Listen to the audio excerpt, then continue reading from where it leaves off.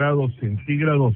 Las cifras analizadas por el Observatorio Ciudadano con base en el Sistema Nacional de Seguridad Pública posicionan con 133 homicidios por cada 100.000 habitantes al municipio de Huachochi, en la tercera ciudad más peligrosa del mundo, solo detrás de San Pedro Sula, Honduras, que tuvo un índice de 169.3 por cada 100 habitantes, y de Acapulco, en México, también en el estado de Guerrero con 142.88.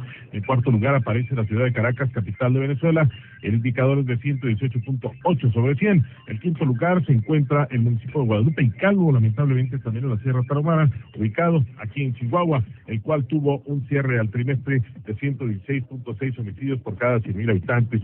Ante los datos duros, el mandatario estatal Duarte advierte que se trata de exageraciones en dichos índices. Además, el número desatado en Huachochi está resolviendo en la actual estrategia de seguridad, según señaló.